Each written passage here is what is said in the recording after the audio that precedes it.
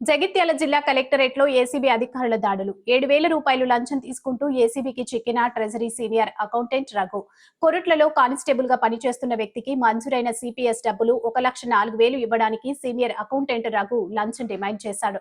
10,000 రూపాయలు ఇవ్వాలని పలుమార్లు ఫోన్ చేసి డిమాండ్ చేయడంతో కానిస్టేబుల్ ఏసీబీ అధికారులను ఆశ్రయించాడు. ఈ రోజు కలెక్టరేట్లోని జిల్లా ట్రెజరీ కార్యాలయంలో కానిస్టేబుల్ నుంచి సీనియర్ అకౌంటెంట్ రఘు 7,000 రూపాయలను లంచం తీసుకుంటుండగా ఏసీబీ అధికారులు రెడ్ హ్యాండెడ్ గా పట్టుకున్నారు. లంచం డబ్బులను స్వాధీనం చేసుకుని అవినీతి ఉద్యోగి రఘును అరెస్ట్ చేశామని తెలిపిన ఏసీబీ డీఎస్పీ రమణమూర్తి.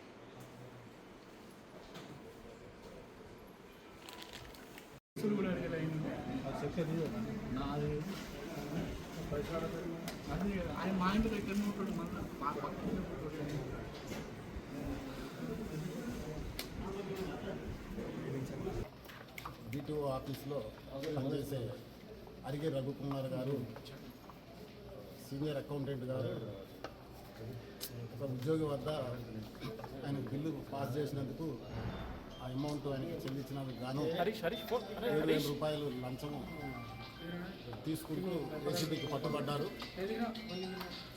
25/2/2025 నాడు ఆ ఉద్యోగి ఫిర్యాదుదారులైన ఉద్యోగి తన సిపిఎస్ అకౌంట్లో నుంచి 1,07,000 రూపాయలని ఆయన క్లెయిమ్ చేసుకున్నాడు. ఆ క్లెయిమ్ ప్రాసెస్ చేసినందుకు అది చెల్లించినందుకు గాను ఆయన రివార్డుగా 7,000 రూపాయలు డిమాండ్ చేయడం జరిగింది. ఇస్తాను ఒప్పుకున్న తర్వాతనే ఆయన రిలీజ్ చేశాడు.